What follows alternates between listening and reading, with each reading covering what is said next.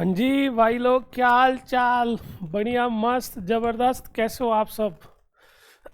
हाँ, सब चकाचक हैं। चलिए, बहुत अच्छा लगा आप सभी से मिलके, है ना। तो आज कोशिश करेंगे कि कुछ ना कुछ नया सीख के जाए, जो भी हमारे पास समय बचा हुआ है। ठीक है। देखो, मैं बार बार एक चीज़ बोलता हूँ कि अगेन, जो पढ़ाई है वो टू वे प्रोसेस है, देखिए। और ईमानदार रहना बहुत ज़रूरी है लाइफ में, है ना।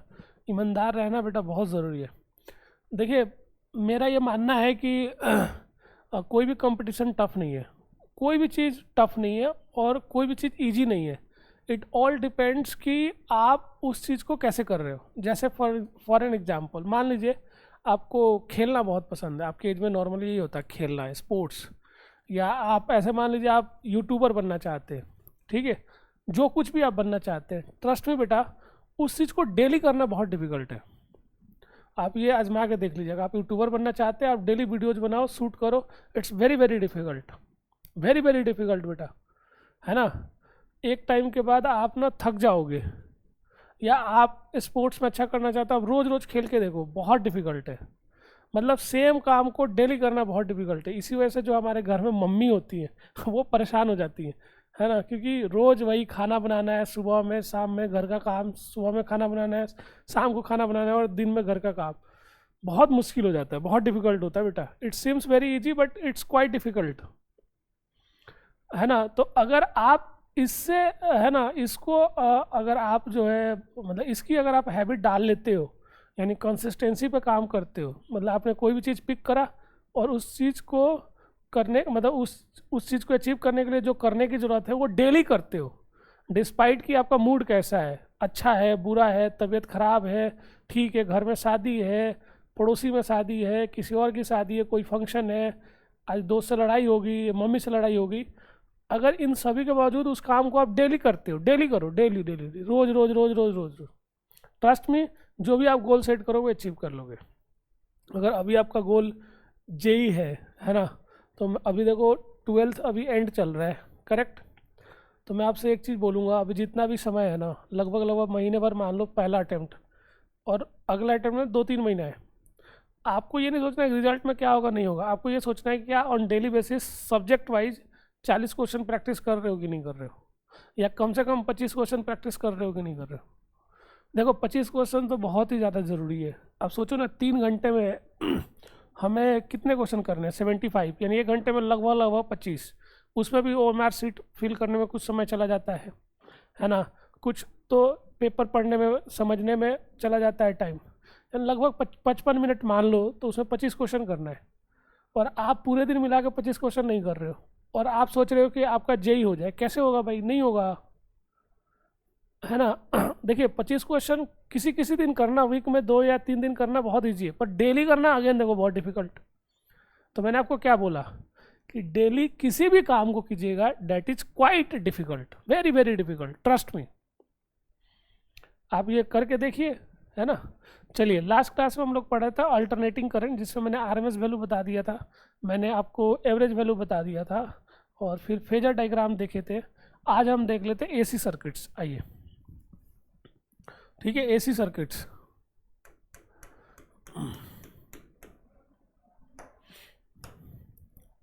AC circuits,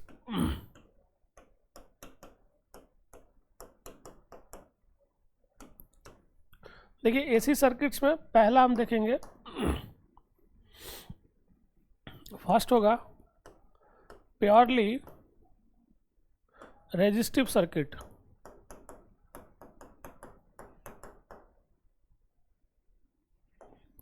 purely resistive circuit,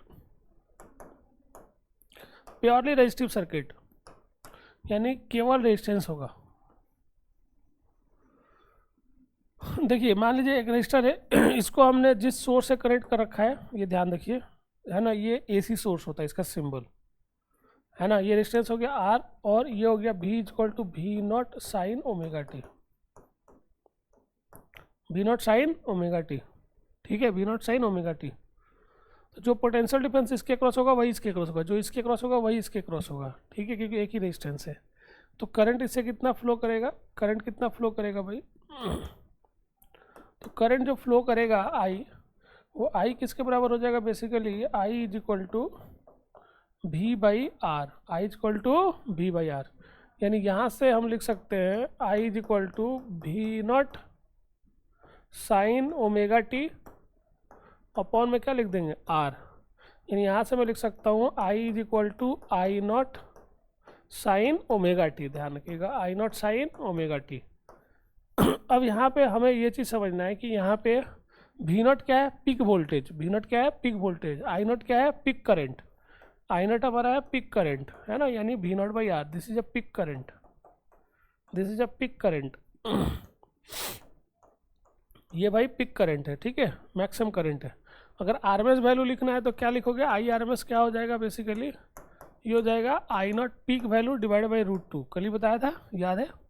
या इसको मैं ऐसे भी लिख सकता हूँ V naught by root two R, दोनों सेम है ना। अगर मैं फेजर डायग्राम ड्रॉ करूँगा, यानी हमारे पास अब मान लो दो वेक्टर, एक करंट वाला एक वोल्टेज वाला, इसका मैग्नीट्यूड है वी नॉट, इसका मैग्नीट्यूड है आई नॉट, लेकिन एंगल देखो सेम है, यानी both are in same phase, यानी आई भी इधर ही है और हमारा भी इधर ही है। फेजर डायग्राम नोट कर लीजिए।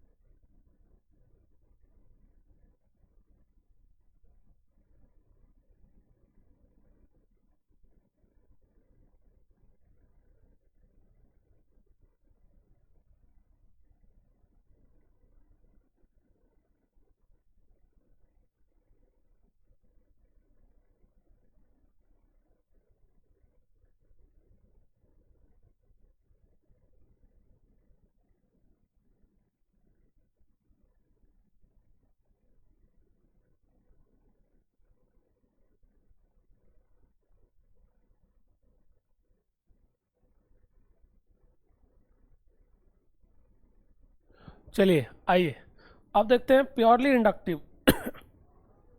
प्योरली इंडक्टिव,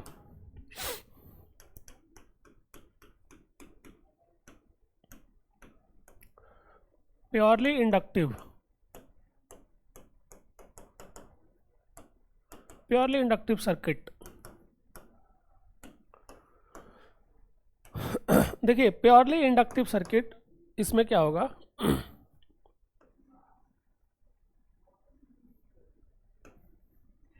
अगेन ठीक है, ये हमारा इंडक्टर हो गया, ये अगेन वोल्टेज है ना। तो एक काम करते हैं हम इसमें मानते हैं करंट, आई, ठीक है, और भी निकाल लेते हैं, कोई फर्क नहीं पड़ता बेटा। तो आई इज इक्वल टू मान लेते हैं peak current I naught sine omega T, है ना। अब अकॉर्डिंग टू फैराडे लॉ भी क्या होगा, देखो इसके अक्रॉस पोटेंशियल डिफरेंस होगा वही इसके अक्रॉस होगा, तो भी क्या होगा, भी क्या होगा, जो इसके अक्रॉस का ईएमएफ है यानी D phi by D T, और D phi by D T basically है किसके बराबर, बताइए किसके बराबर है, L into I, L into I simply, L बाहर ले लीजिए and D I by D T, यानी इसका डिफ्रेंसिएशन कर दीजिए, ये कितना होगा एल आई नॉट ओमेगा भी बाहर, साइन किस में कन्वर्ट हो जाएगा कॉस ओमेगा टी, यानी यहाँ से मैं लिख दूंगा भी is equal to I naught omega L, cos omega T को हम ऐसे लिख सकते हैं sine omega T plus pi by two, यहाँ से बेटा हम लिख सकते हैं भी is equal to I naught into XL, मैं बताऊँगा एक्सएल आखिर है क्या, प्लस पाई बाई टू, यानी यहाँ से मैं लिख दूंगा भी इज इक्वल टू भी not sine omega T plus pi by to. आइए डिस्कस करते हैं इन डिटेल क्या क्या है, क्या क्या मैंने यूज कर रखा है। देखिए हियर हमने भी नॉट लिखा है, क्या चीज़ है ना, आई नॉट इंटू एक्सएल, और एक्सएल किसके बराबर लिखा है ओमेगा इंटू एल। ये जो एक्सएल होता है बेटा ये कहलाता है इंडक्टिव रिएक्टेंस। ये इंडक्टिव रिएक्टेंस क्या होता है बेटा, it's a resistance applied by inductor in the flow of current, it's a resistance applied by inductor in the flow of current, ध्यान रखिएगा, this is known as inductive reactance, और इसका unit क्या होता है ओम ही होता है, डिनोट ऐसे करते हैं, ध्यान रखिएगा। और इसकी खासियत देखिए क्या है, ये ओमेगा पे डिपेंड कर रहा है, यानी अगर मैं ग्राफ ड्रॉ कर दूं भाई, अगर मैं ग्राफ ड्रॉ करूं एक्सएल वर्सेस एंगुलर फ्रीक्वेंसी, तो ये कैसा होगा स्ट्रेट लाइन, है ना, क्योंकि एक्सएल किसके बराबर है ओमेगा इंटू एल के बराबर, ठीक है, ध्यान रखिएगा। इसका क्या मीनिंग है, इसका मीनिंग ये है कि जितना ज़्यादा आप ओमेगा बढ़ाइएगा रेजिस्टेंस उतना ही बढ़ते जाएगा, जितनी ज़्यादा फ्रीक्वेंसी होगी उतना ही ज़्यादा एक्सेल होगा, और जितना ज़्यादा एक्सेल होगा, ध्यान रखिएगा, जितना ज़्यादा एक्सेल होगा उतना ही ज़्यादा potential difference across the inductor आएगा। देखिए बेसिकली क्या करता है, ये अपोजिट तो करता है, तो अगर आप करंट इसे फ्लो करवा रहे हो और बार बार उसका डायरेक्शन चेंज करोगे तो ये उतना ही तेजी से क्या करेगा, ये oppose. Are you getting my point, are you getting my point, यानी अगर मैं ऐसे देखोगे तो आई नॉट की वैल्यू किसके बराबर होगा भी नॉट बाई एक्सएल, ओमेगा बढ़ाओगे तो एक्सएल बहुत ज़्यादा होगा तो आई नॉट डिक्रीज होते जाएगा, करेक्ट, समझ में आया बात, ठीक है। अब आइए अगर मैं फेजर डायग्राम की बात करूँगा तो इसमें देखो करंट ओमेगा टी और यहाँ पे पाई बाई टू, यानी वोल्टेज लीड कर रहा है, करंट लैग कर रहा है, यानी अगर मैं फेजर डायग्राम की बात करूँगा ना तो इसमें क्या है, करंट इधर होगा वोल्टेज इधर होगा, करंट इधर वोल्टेज इधर, तो यानी करंट ये आई हो गया और वोल्टेज हो गया ये 90 डिग्री, यानी मैं लिखूँ यहाँ से कि वोल्टेज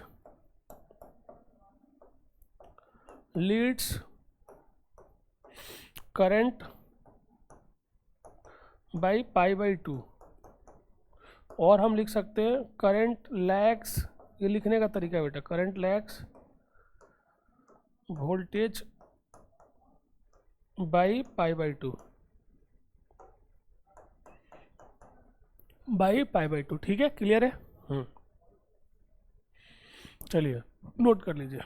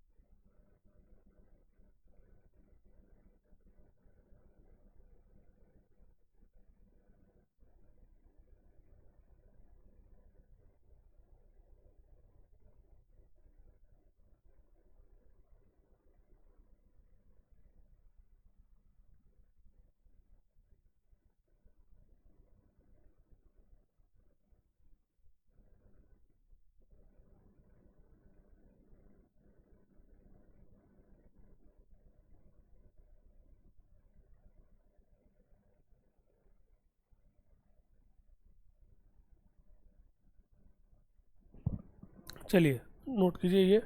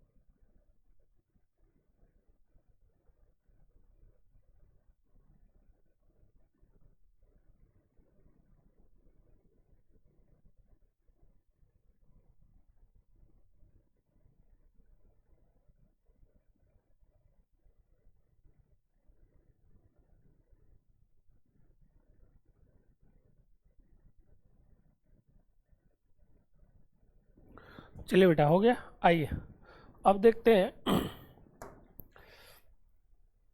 अब देखते हैं बेटा प्योरली कैपेसिटिव सर्किट।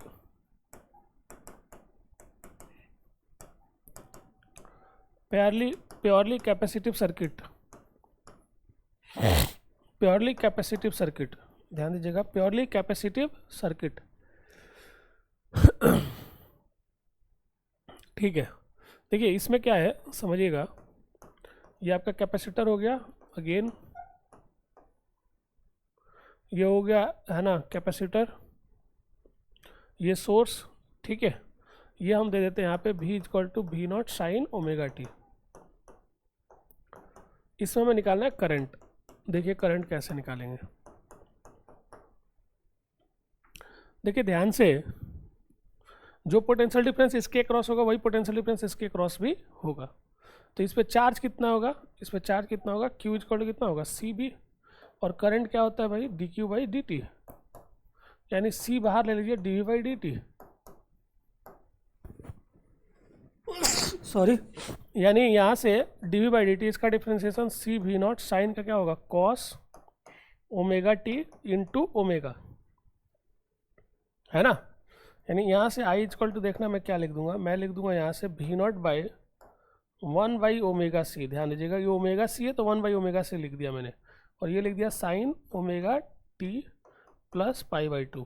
मैं ये साइन में इसलिए लिख रहा हूँ ताकि मैं फेजर डायग्राम बना सकूँ, फेज एंगल कंपेयर कर सकूँ। मैंने कल बताया था कि दोनों सेम मतलब दोनों साइन में ही होना चाहिए। तो यहाँ से आई इज इक्वल टू आ जाएगा बेटा हमारा, ये लिख देते हैं V naught by XC sine omega T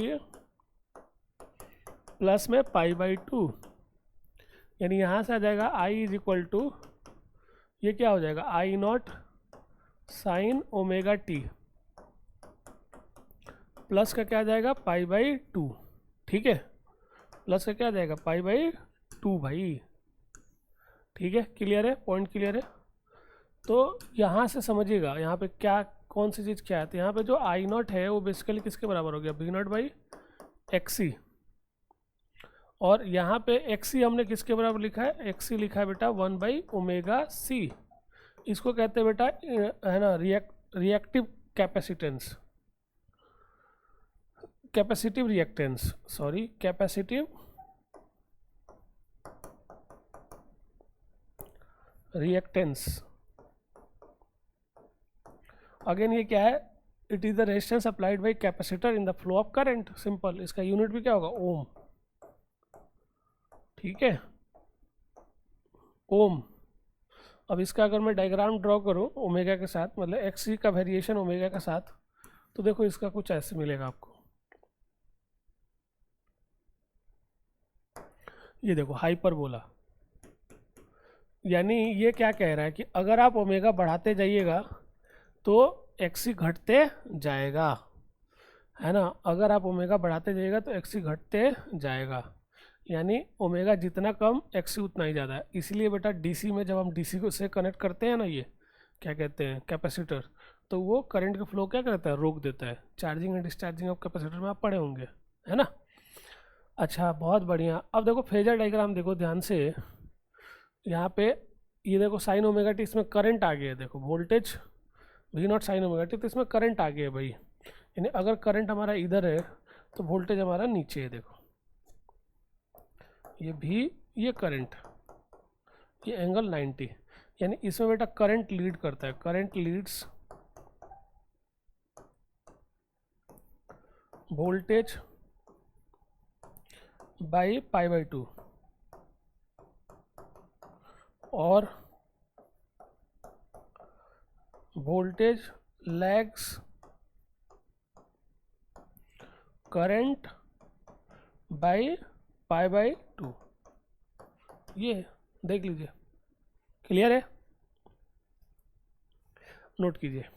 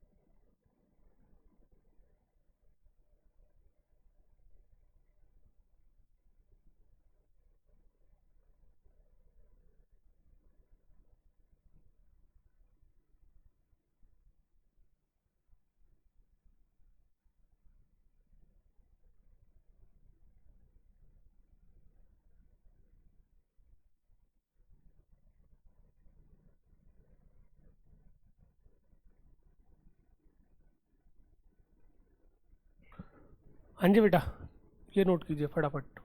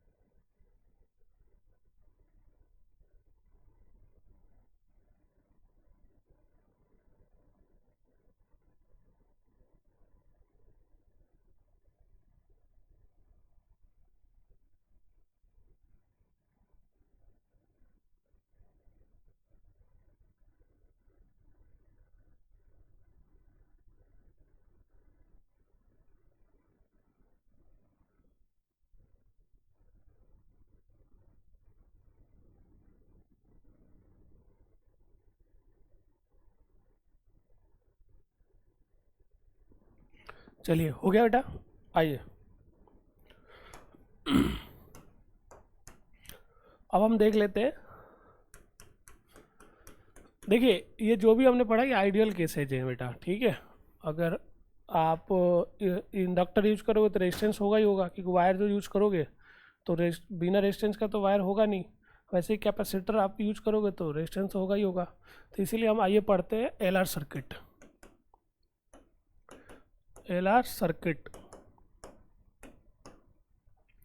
देखिए अगर मैं एलआर सर्किट की बात करूं, ठीक है, अगर मैं एलआर सर्किट की बात करूं, है ना, तो अगर मैं एलआर सर्किट की बात करूं तो एलआर सर्किट में क्या होगा, एक इंडक्टर होगा और एक बेटा हमारा रेजिस्टेंस होगा, देखो, और ये हमने कनेक्ट कर दिया ऐसे, बढ़िया एकदम। और ये हमें निकालना है, और मान लीजिए हमने इसमें दे दिया करंट। करंट कितना दे दिया, आई नॉट साइन ओमेगा टी। अब देखो बहुत इजी है, ये एल ये आर, ठीक है। देखिएगा ध्यान से, इन दोनों से करंट देखो सेम जाएगा, इन दोनों से करंट सेम जाएगा, तो इसके अकॉर्स का पोटेंशियल डिफरेंस करंट से क्या करेगा, पाई/2 से लीड करेगा, और इसके अकॉर्स का पोटेंशियल डिफरेंस क्या होगा, सेम फेज में होगा, है कि नहीं। यानी इसके अकॉर्स का पोटेंशियल डिफरेंस वी एल में मान लेता हूँ, इसके अकॉर्स का क्या मान लेता हूँ, वी आर। तो जो इसके अकॉर्स का पोटेंशियल डिफरेंस होगा वो क्या होगा, वी एल प्लस में वी आर। यानी यहाँ से मैं लिख दूंगा V equal to V L. अब इसके अकॉर्स का पोटेंशियल डिफरेंस मुझे लिखना है, कैसे लिखूंगा, इसमें पाई/2 एंगल जोड़ दीजिए, और करंट वोल्टेज, करंट से वोल्टेज कैसे निकालते हैं, करंट इंटू रेजिस्टेंस। यानी मैं लिख दूंगा I naught into XL sine omega T plus पाई/2। करंट हमें पता है, हमें वोल्टेज लिखना है तो ऐसे लिखेंगे। इसीलिए हमने बेटा वो पढ़ा है इंडिविजुअली, ताकि हमें पता है करंट और वोल्टेज में क्या रिलेशन है। Plus V R, V R में क्या लिख देंगे, आई नॉट इंटू आर, और ये सेम फेज में है तो साइन ओमेगा टी। अब बस कुछ नहीं, इसको जोड़ देना है, देख लीजिए, इसको जोड़ देना है, यूज कर लीजिए, है ना, यूज कर लीजिए फेजर डायग्राम। देख लीजिए ये जो है ना, ये हम इधर ऐसे बना लेते हैं, आई नॉट इंटू आर, ये एंगल कम है ये ज़्यादा है, देखिए, तो इधर इसका मैग्नीट्यूड बना लिया आई नॉट इंटू आर, और इधर ये कितना होगा, आई नॉट इंटू एक्सएल। इनका रिजल्टेंट ही होगा ये, कितना हो जाएगा, इसका स्क्वायर प्लस इसका स्क्वायर का रूट, यानी आई नॉट बाहर ले लीजिए, यानी आर स्क्वायर प्लस एक्सएल का स्क्वायर, यानी ये हो जाता है बेटा आई नॉट इंटू, इसको कह देते हैं जेड। और ये एंगल कितना हो गया, मान लीजिए अल्फा, तो यहाँ से tan अल्फा किसके बराबर आएगा भाई, tan अल्फा आ जाएगा basically I naught XL by I naught R. तो I naught XL by I naught R, ये कट कुटा के कितना आ जाएगा, एक्सएल बाई आर, कितना आ जाएगा, एक्सएल बाई आर।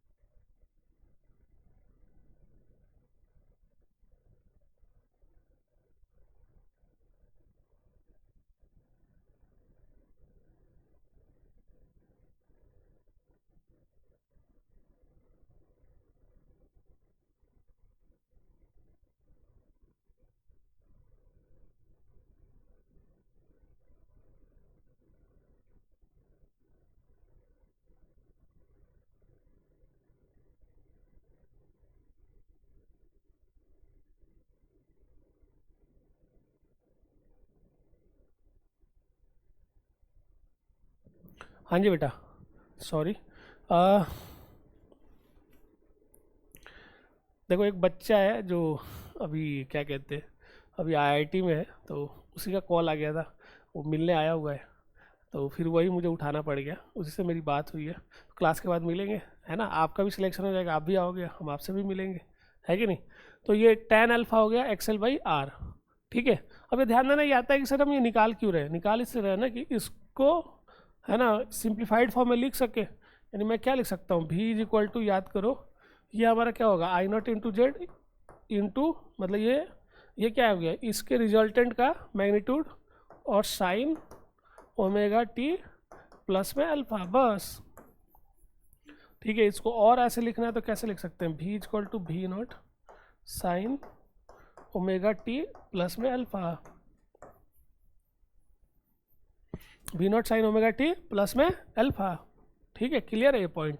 अब देखो अल्फा निकालने के लिए दो तरीका, tan अल्फा इक्वल टू क्या लिख सकते हो, एक्सएल बाई आर, या ये वाला क्या है, this is potential difference across inductor, this is potential difference across register, तो इन दोनों का रेशियो भी क्या है, tan अल्फा है, तो आप इससे निकालिए चाहे इससे निकालिए, है ना। अब देखिए एक और चीज़ ध्यान दीजिएगा, जैसे एक छोटा सा चीज़ मैं यहाँ बनाता हूँ, देखो मान लीजिए अल्फा मान लिया, तो tan अल्फा के सामने क्या है, एक्सएल, और बेस में क्या है, आर, तो ये कितना होगा, आर स्क्वायर प्लस एक्सएल का स्क्वायर का क्या हो जाएगा, रूट, ये हो गया जेड, है ना। यहाँ पे जो हमारा ये जेड है ना बेटा, ध्यान रखिएगा, ये जो जेड है इसको कहते हैं इम्पीडेंस, नाम है बेटा इम्पीडेंस। अब ये इम्पीडेंस बेसिकली क्या है, ये जो कंबाइंड, ये दोनों मिलके जो रेजिस्टेंस अप्लाई करेंगे इन द फ्लो ऑफ करंट, इन्होंने जो व्हाट, इम्पीडेंस, इन्होंने एज इम्पीडेंस। अब इस tan अल्फा के हेल्प से ही देखो, और रेजिस्टेंस के हेल्प से मैंने ये बना रखा है, इसको हम कह देते हैं इम्पीडेंस ट्रायंगल, इसको हम कह देते हैं इम्पीडेंस ट्रायंगल कह देते हैं, this is known as impedance triangle, impedance triangle, ये बहुत इजीली बन जाता है बेटा, देखो, है ना। आप देखो ना, देखो करंट वाला जो है ना, रजिस्टर वाला, सॉरी रजिस्टर वाला में वोल्टेज और करंट हमेशा सेम रहेगा, यानी ये रेजिस्टेंस ना हमेशा हॉरिजॉन्टली आएगा। अगर इंडक्टर कनेक्टेड है तो एक्सएल ऊपर आ जाएगा, और कैपेसिटर कनेक्टेड है तो एक्सी नीचे आ जाएगा, दोनों कनेक्टेड है तो एक्सएल ऊपर एक्सी नीचे, समझ रहे हो। और ऐसे आप ट्रायंगल बना सकते हो, तो आप ऐसे बना के आप निकाल लो, है ना, अल्फा की वैल्यू। एक और इम्पॉर्टेंट चीज़ ये है ना कि इनके द्वारा जो रेजिस्टेंस है, इसका एक्सएल हो गया, ये आर हो गया, तो जो कंबाइंड रेजिस्टेंस है ना, तो जो हम डीसी में पढ़े वैसे नहीं निकालेंगे कि एक्सएल प्लस आर, कैसे निकालेंगे, पाइथागोरस थ्योरम यूज करके, इसका स्क्वायर प्लस इसका स्क्वायर का रूट, क्लियर है, तो है ना, तो नोट कर लीजिए।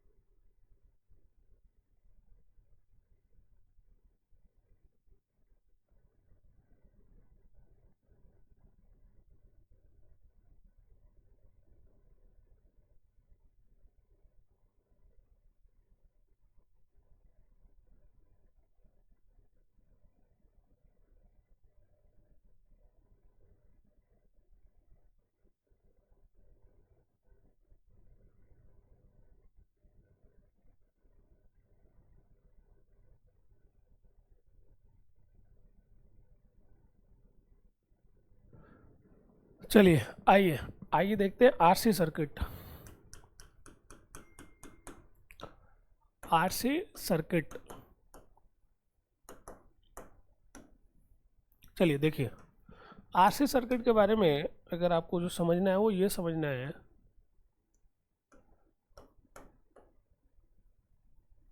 देखिएगा ध्यान से, ये हो गया आर, ये आर ये सी है ना। तो इसमें अगेन आपको ये समझना है, हमें यही निकालना है, ध्यान रखिएगा। करंट जा रहा है आई, करंट कितना जा रहा है आई, और आई की वैल्यू कितना है I naught sine omega T, ठीक है। तो अगर आप ध्यान से देखिएगा समझिएगा, तो देखिए इसके कॉस का जो पोटेंशियल डिफरेंस वो मान लेते हैं वी सी, इसके कॉस का वी आर। फिर से वही चीज़ देखिए, सेम करंट दोनों से जा रहा है तो इसके कॉस का जो पोटेंशियल डिफरेंस होगा करंट से लैग करेगा पाई बाई टू, क्योंकि करंट लीड करता है इस केस में, और ये सेम फेज में। तो मैं लिखूँगा V is equal to V C plus में वी आर, यानी मैं लिखूँगा V is equal to V C, ये कितना होगा I naught into X C sine, ये लैग करेगा ओमेगा टी माइनस का पाई बाई टू, प्लस में वी आर क्या होगा I naught into R sine omega T, correct. फिर इसको यूज कीजिए फेजर डायग्राम और सॉल्व कीजिए। इधर देखिए क्या हो जाएगा हमारा आई नॉट आर, और इधर क्या होगा हमारा आई नॉट इंटू एक्स सी, ये हो गया हमारा रिजल्टेंट जेड, है ना। किसके बराबर, इसका सॉरी ये इसका रिजल्टेंट हो जाएगा I naught root over R square plus X C का स्क्वायर। कैसे किया, इसका स्क्वायर प्लस इसका स्क्वायर का रूट, तो आई नॉट स्क्वायर दोनों में आएगा तो बाहर आ गया, ये हो गया अल्फा। और यहाँ पे हमारा ये कल आएगा आई नॉट इंटू जेड, और यही हमारा वी नॉट हो गया basically, this is V naught peak value of resultant voltage. और टैन अल्फा फिर से कैसे होगा भाई, टैन अल्फा हो जाएगा हमारा परपेंडिकुलर, यानी आई नॉट एक्स सी अपॉन में आई नॉट इंटू आर, यानी एक्स सी बाई आर। यानी अगर मैं ट्रायंगल बनाऊंगा तो देखिए रेजिस्टेंस इधर होगा और कैपेसिटेंस एक्स सी किधर होगा हमारा नीचे, है ना। जैसे वो ट्रायंगल मैंने आपको बोला ना tan alpha this by R, उल्टा कर दिया, ये सही क्या है, हाँ सही है देखो।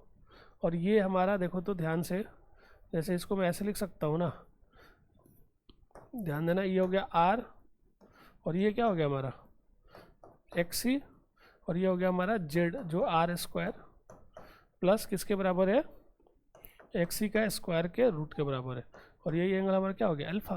बस चाहो तो आप नहीं बनाओ, आप यहाँ से भी सॉल्व कर सकते हो, tan alpha X C by R, ठीक है।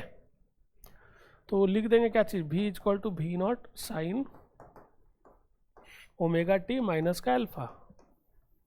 देख लीजिए यहाँ पे जेड अगेन क्या कहलाएगा बेटा, impedance, this is nothing but what impedance.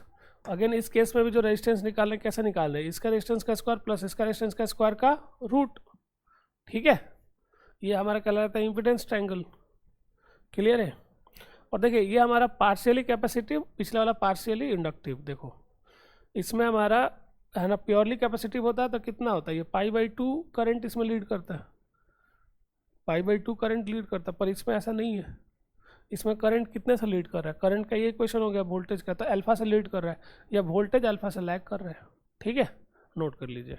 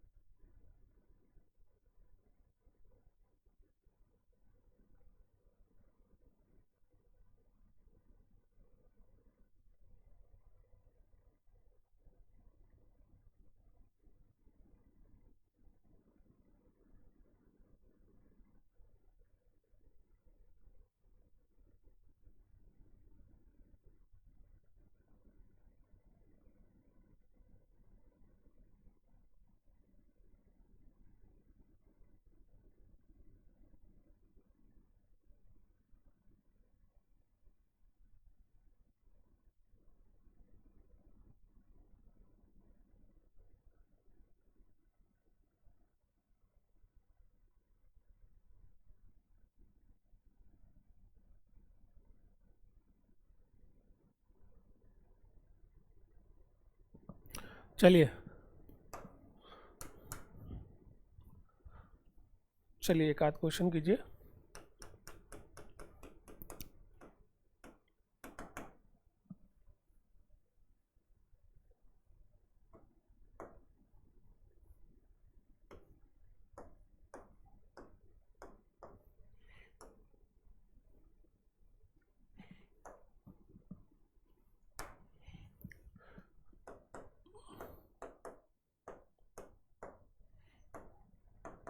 Are they रखे हैं 40 ओम, एक्सएल दे रखे हैं 30 ओम, करंट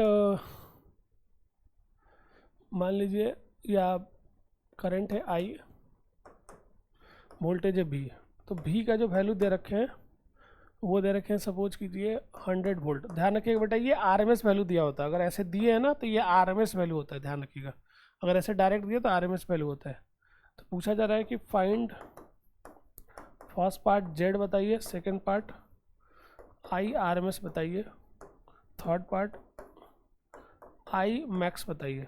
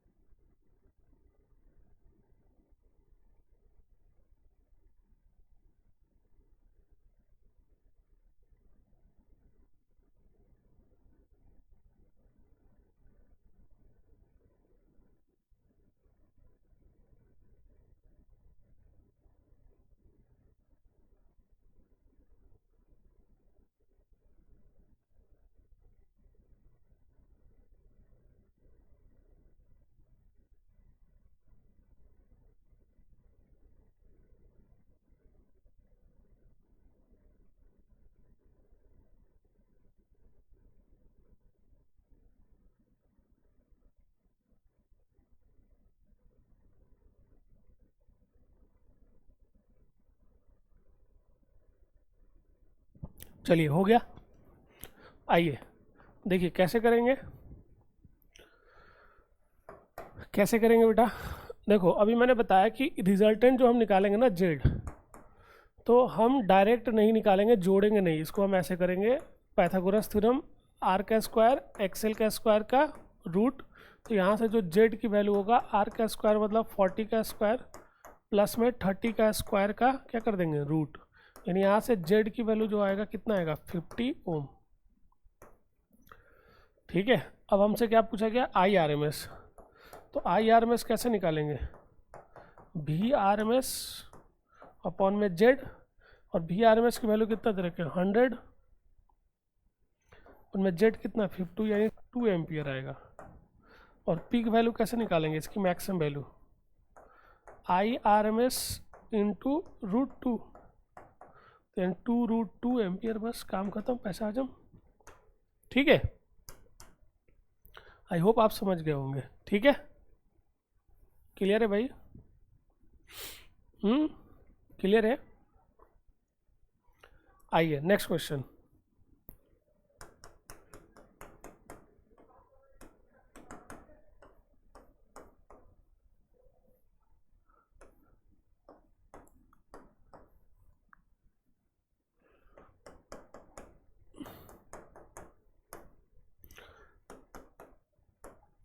एक्सी का वैल्यू दे रखे हैं, मान लीजिए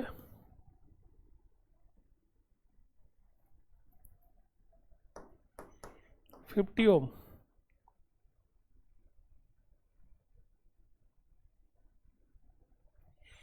जेड की वैल्यू दे रखे हैं 113 ओम, सॉरी वो 130 ओम।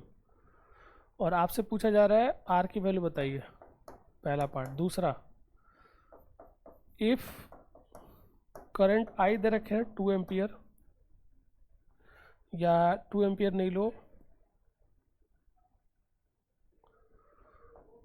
26 एम्पियर मान लो, या 2 एम्पियर ही मान लो। पूछ रहे हैं कि बताइए भी का वैल्यू बताइए, आर एम एस वैल्यू बताइए। चलिए,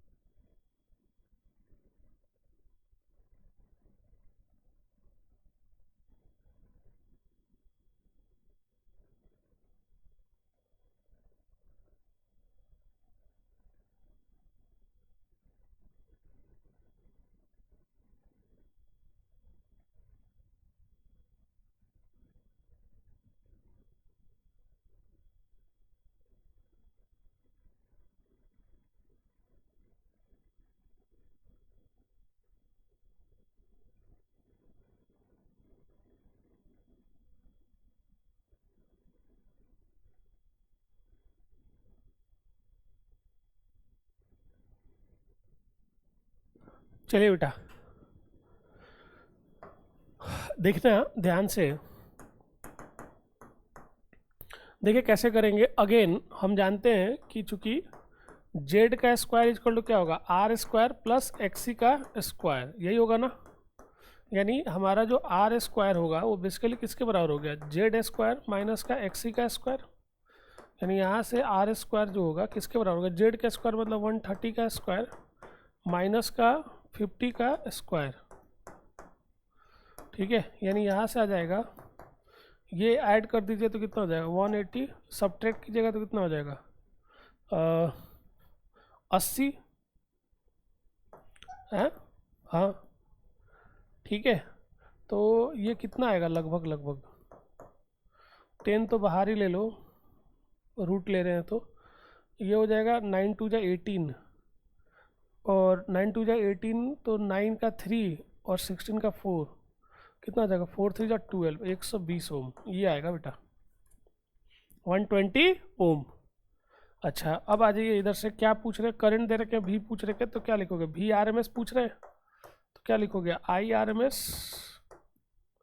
इंटू जेड, यानी भी आर एम एस हमारा आ जाएगा निकल के, आई आर एम एस कितना है 2, जेड की वैल्यू कितना होगा 120, कितना आ गया 240 वोल्ट, ये आ जाएगा बेटा, देख लो। क्लियर है, चलिए चलिए लिखिए, मान लीजिए ऐसा हो जाए,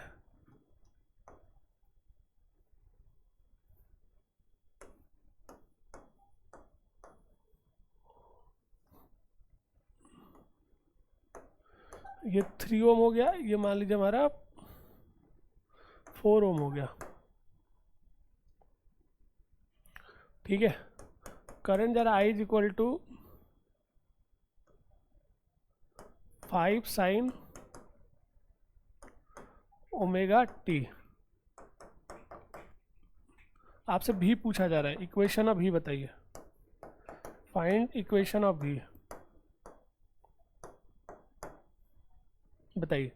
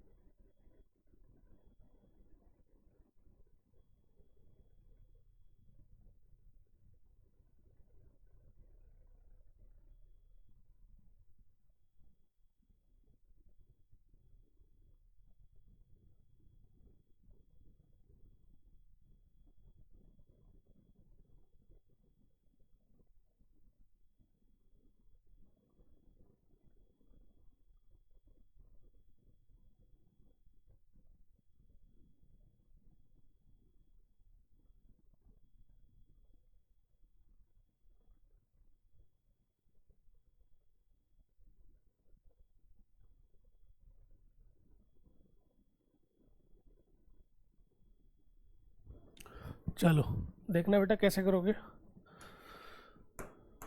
सबसे पहले बेटा जेड की वैल्यू निकाल लो। जेड की वैल्यू कैसे निकालोगे? 3 का स्क्वायर प्लस 4 का स्क्वायर का रूट कितना आ जाएगा? 5 ओम। ठीक है, और देखो ये इंडक्टिव है तो वोल्टेज लीड करेगा कितने से? तो आपको tan अल्फा की वैल्यू निकालना पड़ेगा। tan अल्फा क्या था याद करो? XL बाई आर, यानी XL कितना है? 3/4, यानी अल्फा कितना आ गया? 37 डिग्री। बस, तो हम लिख देंगे V is equal to V naught sine omega T plus में अल्फा, और वी नॉट की वैल्यू कितना होगा भाई? ये हो जाएगा आई नॉट इंटू जेड, यानी 5 into Z 5 sine omega T plus में 37 डिग्री, यानी यहाँ से आ जाएगा V is equal to 25 sine omega T plus में 37 डिग्री। बस, कोई बड़ी बात नहीं है। क्लियर है भाई? क्लियर है? चलिए बेटा, लास्ट में हम हमेशा बोलते हैं कि अगर नोट कर लिए होंगे तो याद रहेगा, और प्रैक्टिस कर लोगे तो कभी भूलोगे नहीं। तो इसी के साथ आज का लेक्चर ख़त्म करते हैं। Okay then, bye bye, good night.